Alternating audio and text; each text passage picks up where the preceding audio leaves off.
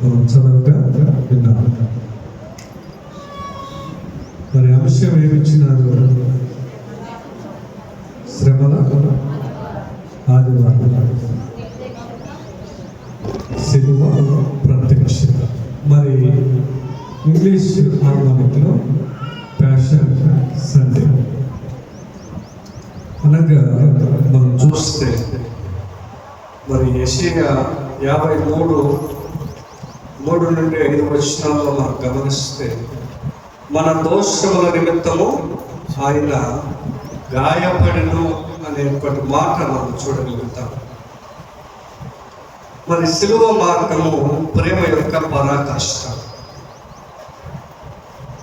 మరి చారిత్రకంగా మనం చూస్తే లెంట్ కాలంలో 40 రోజుల పశ్చాత్తాప కాలం. ఈ కాలంలో 5వ ఆదివారం, ఈ ఆదివారం ఎన్నో ఆదివారం? 5వ ఆదివారం, ప్యాషన్ సండేగా పిలుస్తారు.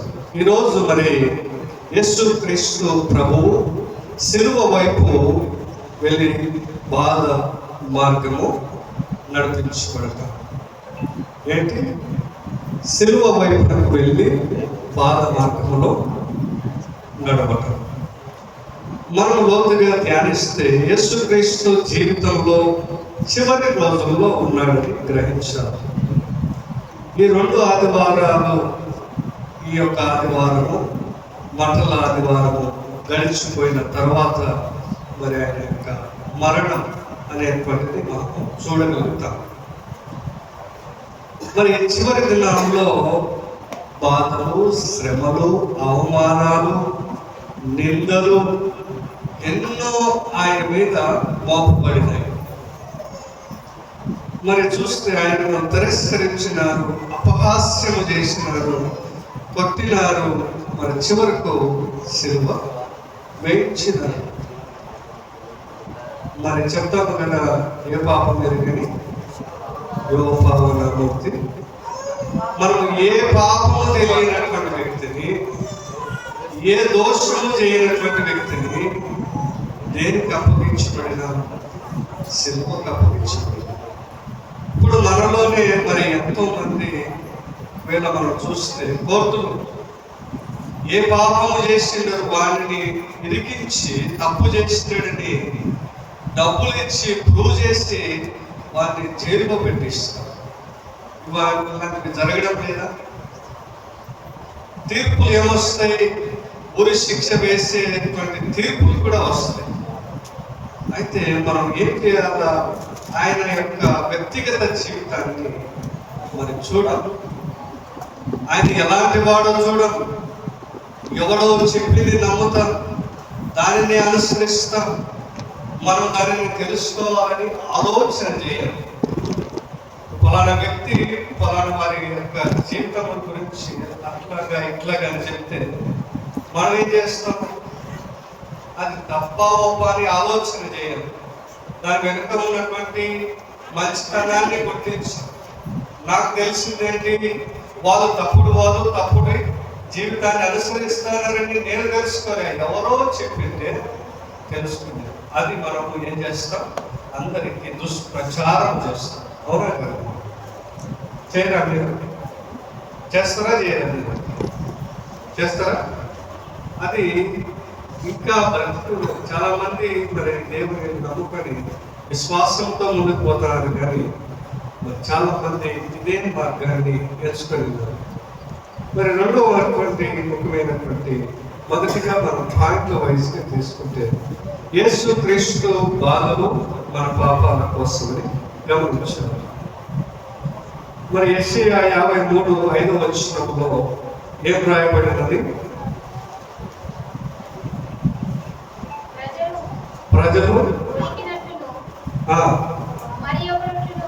మరి ఒకడు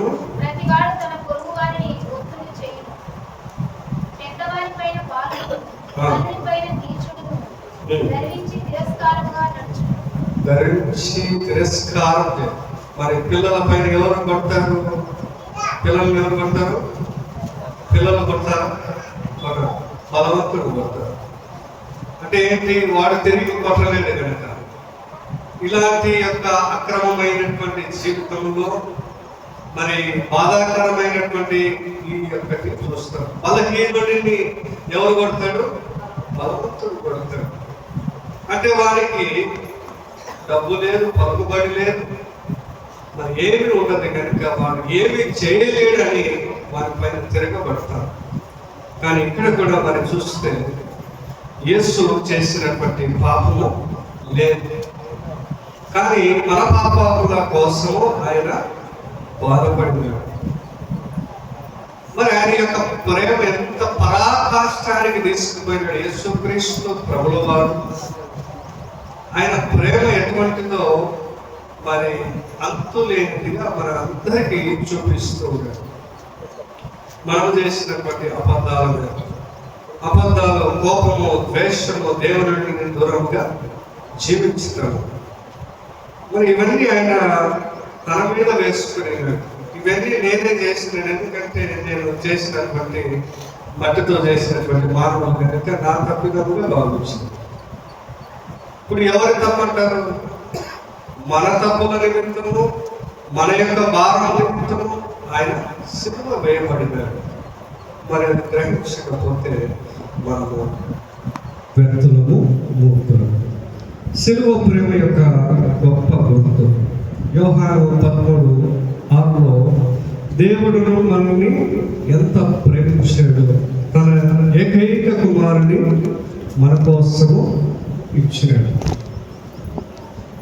కాబట్టి సిలువ అనేది శిక్ష కాదు, ప్రేమ యొక్క పరాకాష్ఠముగా మనం చూస్తాం. యేసుక్రీస్తు యొక్క అమూల్యమైనటువంటి ప్రేమ మరి అంతులేనిదిగా మనం చూడగలుగుతాం. యేసు చెప్పినట్లు మనం చూస్తే, నాకు శక్తి ఉంది తప్పించుకోవడానికి, కానీ నేను మీకోసము. మరి దేవునికి ఆ శిలువ శ్రమను తప్పించుకునేటువంటి శక్తి లేదంటారా? చెప్పాలా? లేదంటారా? ఎవరితోనో కొట్టించుకొని అవమానపడి బాధపడి శిలువ వేయబడటము ఆయన యొక్క మన చిత్తమని గ్రహిస్తున్నారా? ఎవరి కోసం భరించినారో, ఎవరి కోసం ఆయన తిట్టించుకున్నాడో, ఎవరి కోసం ఆయన అవమానించబడినాడో దానిని గ్రహించలేకపోతున్నారు. అక్కడ ఉన్నటువంటి జనం, ప్రజలు మరి ఈయనను ఏ తప్పు లేదని తెలిసినప్పటికీ చాలా మంది ఆయన సిలువను కొడతారు. ఎవరు అంటే దేవుడిని కొలిచేటువంటి వారే. అన్యులు ఏమన్నారు? ఆయన గురించి తెలియక మౌనముగా నిండినారు. కానీ ఆయన గురించి తెలిసి, ఆయన ఎరిగి, ఆయన పక్కనే ఆయన చేసినటువంటి అద్భుతాలు, సూచక క్రియలు అన్నింటినీ జ్ఞాపకము చేసుకొని వారే ఆయన మీద ఏం చేస్తున్నారు? అబద్ధాలు ఆడి, నిందలు మోపి ఆయనను మరణానికి తీసుకుని పోయారు.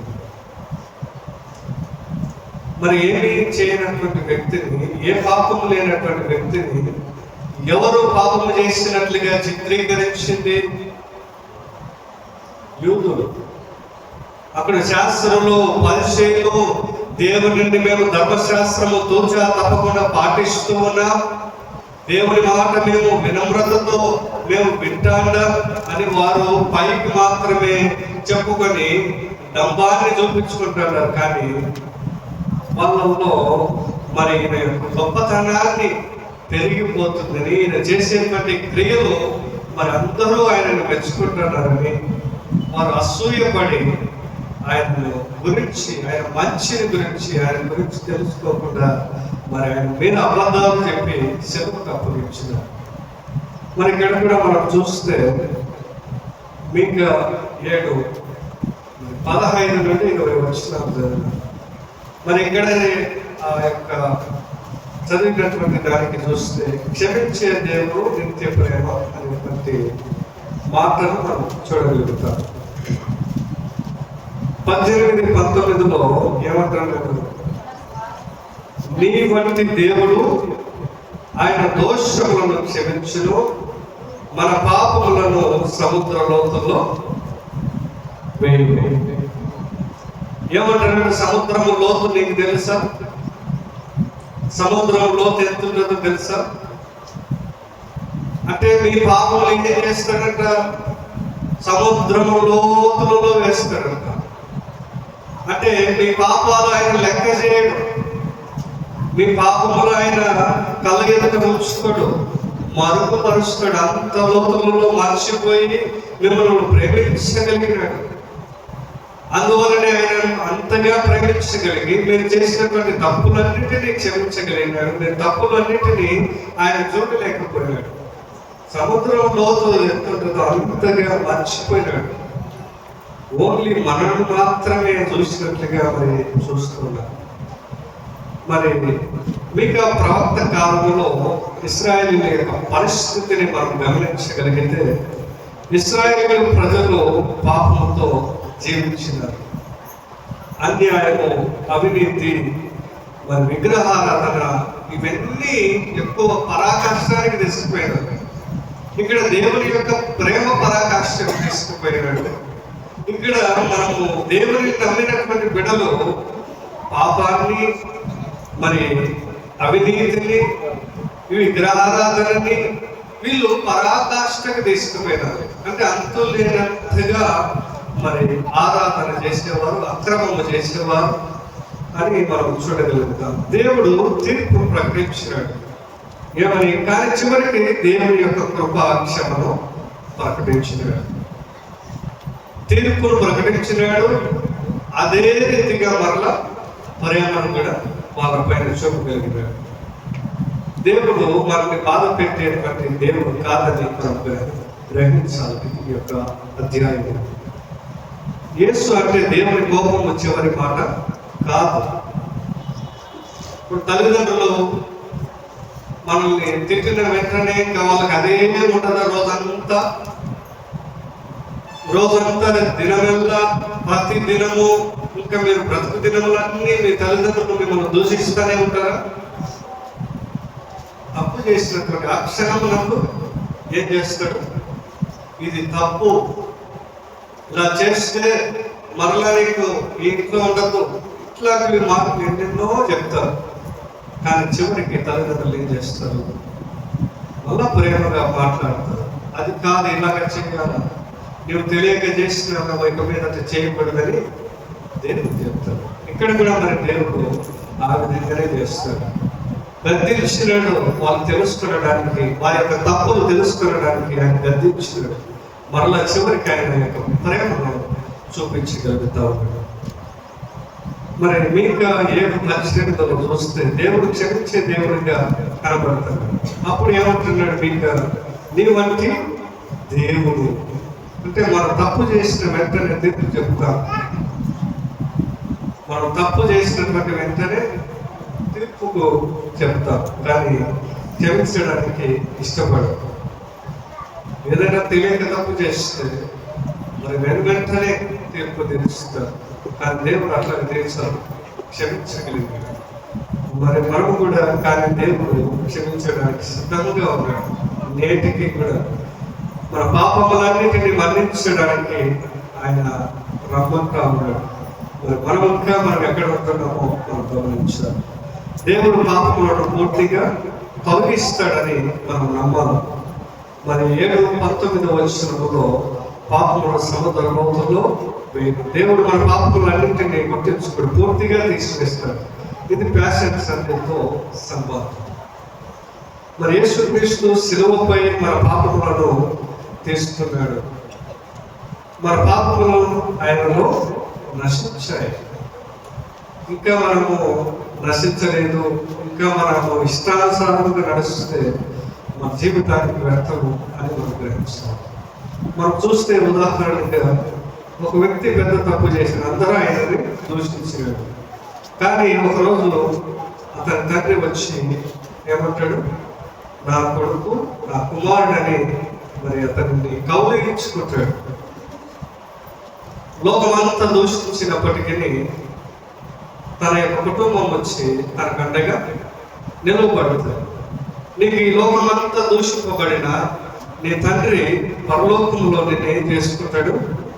నీ పాపములన్నిటిని మర్చిపోయి, నువ్వు చేసినటువంటి దోషములన్నిటిని మర్చిపోయి నిన్ను నా కుమారుడాన్ని కౌలించుకొని నిన్ను హక్కును నేర్చుకుంటాడు. ఇంత ప్రేమ కలిగినటువంటి దేవుడిని మనం ఎందుకు మర్చిపోతున్నాం, ఎందుకు అలక్ష్యం చేస్తున్నాం అనేటువంటి మాటను మనం గమనించాం. చూస్తే మరి పీటర్ రాసినటువంటి మొదటి పుస్తకము 2వ అధ్యాయము 17-24 వచనాలు చూసాం. ఇక్కడ మనం సిలువలో బాగా మనకు మారింది జీవితం. ఇక్కడ పేతురు ఏమి చెప్తున్నాడు, మనము పాపములకు వచ్చి నీతికి బ్రతుకున్నట్లు ఆయన మన పాపములను తన శరీరములో సిలువపై భరించెను. ఎవరి పాపములు? మన పాపములకు చచ్చి నీతికి బ్రతుకున్నట్లు, మనము నీతిగా బ్రతకాలని దేవుడు ఏం చేస్తున్నాడు, మన పాపములన్నింటినీ ఆయన శరీరంపై శిలువపై భరించినాడు. కాబట్టి మనం కూడా ధ్యానం చేసేటువంటి వారం ఏంటున్నా, 40 దినాలు దేవుడిని తెలుసుకునేటువంటి వారం ఏంటున్నా. ఓన్లీ ఆయన బాధపడేది ఎందుకు మనకు తెలుసు. మన ఒట్టి ప్రార్థనలు మనం చేసినటువంటి ఏమి కూడా ఆయన మెప్పుగా చేయలేదు. ఒక్కటే మనం చేయగలిగినటువంటిది, నీ హృదయంతో మరి నేను నమ్మి నేను ప్రేమించి నీ పాపములన్నిటిని తీసినటువంటి దేవునికి నీ హృదయాన్ని అప్పగించాలి. ఇక్కడ కూడా మనం క్రైస్తవ చారిత్రకంగా చూస్తే అపోస్తులైనటువంటి పేతురు రాసినటువంటి క్రైస్తవులను హింసలను ఎదుర్కొంటున్నారు. ఆ కాలంలో అన్యాయము, బాధలు పడుతున్నారు, విశ్వాసం కోసము కష్టాలు పడుతున్నారు. దేవుడు చనిపోయిన తర్వాత మరి ఈ యొక్క దేవుడు లేడు, రక్షించేవాడు లేడు అని వాళ్ళ ఇష్టానుసారంగా పరిపాలించేటువంటి వ్యక్తులు మరి ఇష్టమైనటువంటి చర్యలు తీసుకొని వారిని జైల్లో వేసి వారిని కొట్టి హింసించి దేవుని యొక్క ప్రకటన చేయకుండా చేసినారు. అయినా కూడా మరి ఎంతో మంది శ్రమించి ఓర్చుకొని దేవుని పరిచర్యలో కొనసాగించినారు. నేటికి మన భారతదేశంలో కూడా ఆయన యొక్క ప్రేమను, ఆయన యొక్క కీర్తిని, త్యాగాన్ని మనం స్మరించుకుంటాం. అంటే ఎంతో మంది ప్రాణ త్యాగం చేసినారు. ఈ మరి ఊరు కాని ఊరు, దేశం కాని దేశాలు ప్రయాణం చేసి కుటుంబాలను కోల్పోయి వారు ఒంటరిగా వారు జీవించినంత కాలం భారతదేశంలోనే దేవుని యొక్క పరిచర్య చేసి చనిపోయినారు. మరి ఎంతమందిగా మనము మన ఊరు దాటి కూడా పోలేకపోతాము. కనీసం మనము ఒకరినైనా రక్షించగలగాలి. క్రైస్తవుడు అంటే మరి కనీసం నీవైన నీతిగా బ్రతకడానికి ప్రయత్నం చేయాలి. నిన్ను చూసి ఆదర్శంగా తీసుకుంటారు. మాట మంచిదైతే ఏంటి, ఫలానా ఊర్లో వాళ్ళు ప్రేమ కలిగినారంటే నీ మాటను బట్టి, నీవు పలకరించేటువంటి విధానాన్ని బట్టి నీకు నీ యొక్క ఊరికి మర్యాద. మాట సరిగా లేకపోతే అవతల ఎంతమంది మంచిగా ఉన్నా పెడతాం. కాబట్టి మనం కూడా నీతి న్యాయంతో మంచి మాట తీరుతో మనం నడవాలి. ప్రతి ఒక్కరికి గౌరవించడము మనం నేర్చుకోవాలి. ఇక్కడ అది చెప్తా ఉన్నాడు పేతురు 17 వచ్చింది, అందరినీ గౌరవించండి. మరి ఇతరులను గౌరవించడము, ప్రేమతో జీవించడము, దేవుణ్ణి భయపడటం. మనం ఏం చేస్తాం? అంత వ్యతిరేకంగానే చేస్తాం, ద్వేషిస్తాం, అసూయపడతాం, తక్కువ చేసి వాళ్ళని అవమానం చేస్తాం. కానీ నిజమైనటువంటి దేవుడు మనకు చెప్పింది ప్రేమతో జీవించున్నాడు. నిజమైనటువంటి విశ్వాసం మన ప్రవర్తనలో కల్పించాలి. మన క్రైస్తవ జీవితంలో ప్రేమ లేకపోతే వ్యర్థం. అందరినీ ప్రేమించాలి, అందరినీ సమానముగా చూడాలి. మరి కొన్నిసార్లు మనము తప్పు చేయకపోయినా నిందిస్తారు లోకంలో. మనకు అన్యాయం జరుగుతుంది, అయినా కూడా ఏం చేయాలా? కోపపడకూడదు. కోపపడాలా? మనం అన్యాయం చేసినా, మనకు అక్రమం చేసినా మనం కోపపడకూడదంట. ఎందుకు? జస్ట్ టూరిస్ట్ ప్లేస్ అంతే. మీరు విలాసంగా మరి తిరిగి ఆనందించి రావాలా చూసి.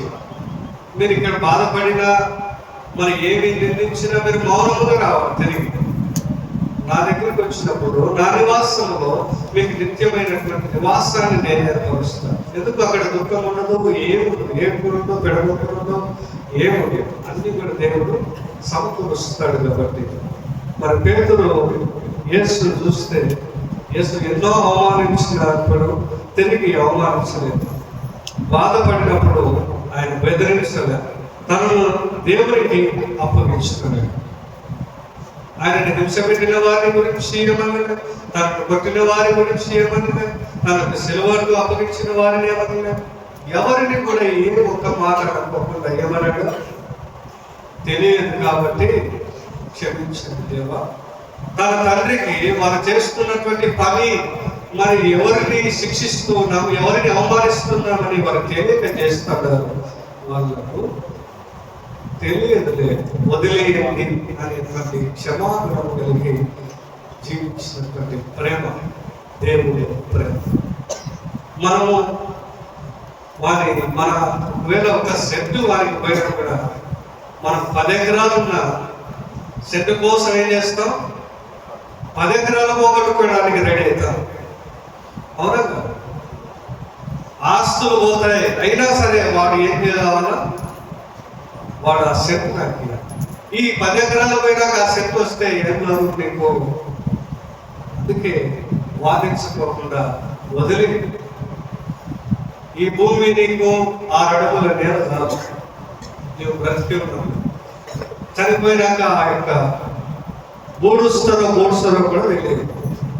పారేస్తారేమో, చెట్లలో వంకలు పడేస్తారేమో, మూటలు కట్టి ఇష్టేస్తారేమో, ఎవరికి తెలుసు. నువ్వు బ్రతికున్నప్పుడే నేను మార్గాన్ని ఎంచుకోవాలి. ఎలా చనిపోతామో తెలియదు. మనం కనీసము ఇలాగ చనిపోతామని మన ఊహకు కూడా అందదు. అలాంటి ప్రాణానికి, చనిపోయే దేహానికి అంత విలువనిస్తా ఉన్నాం. ఇది చాలా విచిత్రముగా మనం భావించగలుగుతాం. ఇక్కడ అందుకనే మరి యేసుక్రీస్తు ప్రభుల వారు శాశ్వతమైనటువంటి వాటి కోసము ప్రయాసపడద్దు, నిత్య జీవాన్ని మీకోసం నేను ఏర్పరుస్తాను, దానికోసం సిద్ధపడండి. అంతవరకు నేను లేనటువంటి లోటు నా యొక్క పరిశుద్ధాత్మను పంపిస్తాను. ఆయన తోడు మీకు ఎప్పుడు అవసరమైతే, ఎప్పుడు ఏం కావాలో ఆయన మీ వెనువెంటూ ఉండి మీ అవసరాలను తీర్చగలుగుతాడు. తిరిగి నేను వచ్చినప్పుడు నాతో పాటుగా మీరు కూడా పరలోకంలో నా తండ్రి స్థానంలో మీరు కూడా ఉంటారని చెప్పింది. మరి ఇప్పుడు మనం చూస్తే సువార్త పాఠ్యభాగంలో మార్కు 10:46 నుండి 40:50 వచ్చిన అక్కడ ఎవరు కనబడుతున్నాడు, ఒక ఊరికి పోతాడు. ఈ సంఘటనలో ఎరుకో పట్టణంలో జరిగింది. ఇది యేసు చివరి ప్రయాణంలో ఒక ముఖ్యమైనటువంటి ఘట్టం. ఆయన సిలువ వైపు వెళ్తున్నటువంటి సమయంలో జరిగినటువంటి చివరి మరి స్వస్థత కార్యాన్ని కూడా మనం అనుకోవచ్చు. ఆయన ఎరుకో పట్టణంలో వేదికగా వెళ్తున్నప్పుడు దేనికోసం వెళ్తున్నాడు, ఆయన దేనికోసం పోతున్నాడు, రేపు ఆదివారం ఏమొస్తుంది అట్లా ఆయన ఒక పండుగ ఫెస్టివల్కి పోతాడు వాళ్ళ ఊరికి. ఆ యొక్క ఊరికి వెళ్తూ ఉంటే మరి ప్రయాణం చేస్తాడు. ఆ ఊర్ల మీద కూడా ఆ యొక్క ఊరికి పోవాలి. ఆయన పోతా ఉన్నాడు. మరి పోతా ఉన్నప్పుడు చివరిగా ఈ యొక్క కన్ను లేనటువంటి వ్యక్తి భిక్షాటన చేస్తూ జీవిస్తూ బ్రతికేటువంటి ఎవరు చెప్పినారో ఆయన వ్యక్తికి యేసు ఫలానా వ్యక్తి కన్నుతో చూడలేడు. ఆయన ఎవరు చెప్పింటే ఆయన వచ్చేది గ్రహించినాడు. ఆయన విన్నాడు. ఆ యొక్క పట్టణంలో, ఆ చుట్టుపక్కల ప్రాంతంలో యేసు క్రీస్తు చేసేటువంటి స్వస్థత కార్యములు, అద్భుత కార్యములు ఆయన చూడలేకపోయినా ఏం చేసినాడు, విన్నారు. విశ్వాసము మనం అక్కడ చూడగలుగుతాం. ఆయన విని పలానా అందరూ కూడా గుంపులు గుంపులుగా ఆయనతో ప్రయాణం చేస్తున్నప్పుడు అడుగుతాడు. ఆయనకు చెవుడు ఏం కాదు కదా, కళ్ళు మాత్రమే కనపడ. ఏంటయ్యా ఇంత ఆర్భటం చేస్తాడు, ఏంటి, ఎవరు వచ్చినారంటే యేసు క్రీస్తు పాదుల వారు, యేసు వస్తాడని మాట ఉన్నదని మరి దగ్గరికి వస్తూ ఉన్నప్పుడు ఆయన గమనించి గట్టి గట్టిగా అడుస్తూ ఉంటాడు. ఏమని? ఎవరు గ్రహించలేనటువంటి మాటలు పలుకుతాడు. దావీదు కుమారుడా నన్ను కరుణించుము అంటే ఎవరు గ్రహించలేకపోయినారు. మరి బైబిల్ పండితులే గ్రహించలేకపోయినారు. శాస్త్రులు, పరిశీలి, ధర్మశాస్త్రాన్ని అనుసరించే యూదులే మరి యేసుక్రీస్తుని గ్రహించలేకపోయినారు. ఎవరు గ్రహించినాడో బుద్ధి వ్యక్తి గ్రహించగలిగినాడు. ఈయన దావీదు కుమారుడు, దావీదు వంశంలో దేవుడికి వస్తాడు. ఆయన స్థుతిస్తాడు. దావీదు కుమారుడు ఇంకా ఏమంటున్నాడు? ఇలా బిగ్గరగా అరుస్తూ ఉన్నప్పుడు వాళ్ళ శిష్యులు ఏం చేసినారు? ఆయన వరవ దేవుడు అరుస్తాడు. ఆయన పోతున్నాడు, అని ఆయన అణచివేస్తాడు. ఇంకా ఆయన యొక్క ఉత్సాహంతో ఆయనని మరి మాట్లాడాలా, నేను స్వస్థత పడాలా, ఆయన ద్వారానే స్వస్థత కలుగుతుంది. ఇంకా ఎక్కువగా అరుస్తాడు. దేవుడు మన ప్రతి మాట వింటాడు. అయితే నీ విశ్వాసాన్ని ఎప్పుడైతే వెల్లడిపరుస్తావో అప్పుడు ఆయన యొక్క నిన్ను పిలుపునందుకోగలుగుతావు. ఆయన ఫస్ట్ పిలిచినప్పుడే ఆయనకు వినబడింది. కానీ రెండవ మారు పిలిచినప్పుడు అధికంగా ఆయన నీ ద్వారానే నేను రక్షణ పొందుకోవాలని ఆలోచన చేసినప్పుడు ఏం చేసినాడు? అప్పుడు ఆయన పిలుపునందుకున్నాడు. బ్రహ్మను ఆయన ఎందుకు ఆయన ఆ మాత్రం అరుస్తాడు అంటే ఏం కావాలి నీకు? తండ్రి ఎన్ని దినాలు మరి చూపు లేకుండా జీవించిన మరి చూపును నాకు అనుగ్రహించు. మరి ఎందుకు అడిగినాడంటే చాలా మంది చివరిసారి అయినా నేను బ్రతికేటువంటి చివరి రోజుల్లో అయినా ఆయన యొక్క రూపాన్ని చూడాలని అడిగినారని అంటారు చాలా చక్కగా. ఏది ఏమైనప్పటికీ ఆయన యొక్క విశ్వాసం మాత్రము బలంగా ఉన్నది. ఈయన ద్వారానే నేను స్వస్థత పొందుతాను, ఈయన ద్వారానే నేను రక్షణ పొందుతానని మరి ఎవరు గ్రహించలేనటువంటి యేసుక్రీస్తు ప్రభువు వారు లోకరక్షకుడని గ్రహించి ఆయన పైన విశ్వాసం వచ్చి స్వస్థతను పొందుతుంది. యేసుక్రీస్తు ప్రభువు వారు నీ విశ్వాసము నేను రక్షించగలుగుతారు. చూసి నమ్మిన వారికంటే చూడక నమ్మిన వారు ధన్యులు.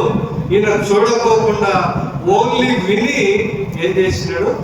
ఆయనని నమ్మినాడు. అందువల్లనే ఆయనకు రక్షణ కలిగింది. మనం చూస్తూ ఉన్నాం, మరి అన్నిటినీ మన కళ్ళ ఎదుట ఉన్నప్పటికీ మనము వినలేకపోతున్నాం, గ్రహించలేకపోతున్నాం.